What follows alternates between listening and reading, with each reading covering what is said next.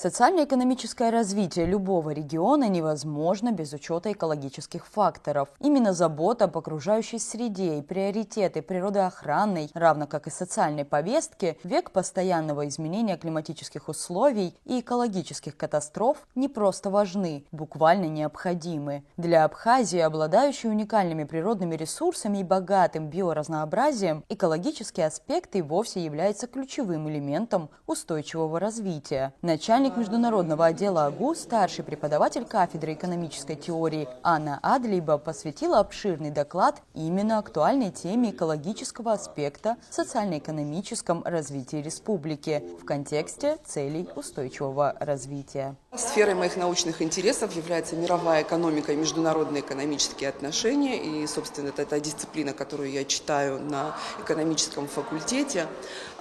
И на Республику Абхазия, на нашу страну, я смотрю сквозь призму этой дисциплины, этого предмета.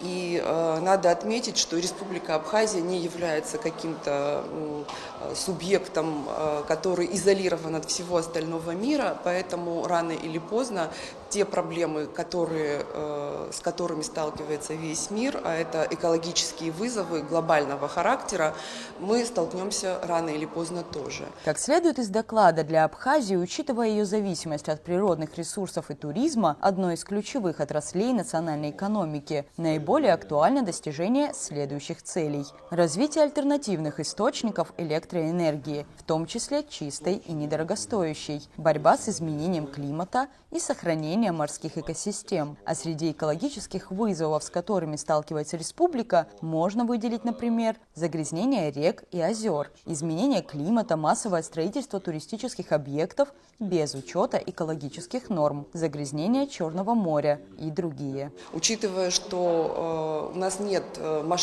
пока еще нет масштабного промышленного и сельскохозяйственного освоения нашей территории на данном этапе, проблемы экологического порядка у нас, мы можем рассчитывать на то, что имеют отложенный несколько характер, но мы сталкиваемся с проблемами отсутствия очистных сооружений, мы сталкиваемся с проблемами вырубки лесов несанкционированной охотой, что, безусловно, влияет на природно-ресурсный потенциал нашей республики. В докладе отмечается, что для сохранения окружающей среды в Абхазии необходимо внедрение технологий рационального использования воды в сельском хозяйстве, разработка национальной стратегии адаптации к изменению климата, включающей внедрение мер по снижению выбросов парниковых газов, создание морских заповедников и особых охраняемых зон, борьба с загрязнением моря и пляжей пластиком и нефтепродуктами и создание системы переработки и утилизации отходов.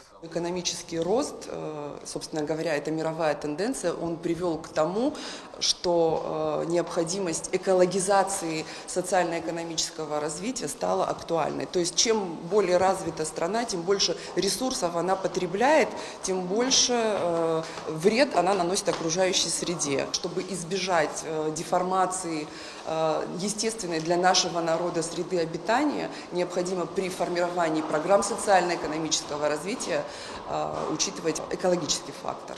Охрана окружающей среды – ответственность как государства, так и общества, ведь от каждого из нас зависит куда больше, чем нам порой хотелось бы думать. Осознанное отношение к экологическим вопросам, крайне важным для человечества, начинается с изменения привычных паттернов поведения, но приводит к куда большему, к устойчивому развитию для всех.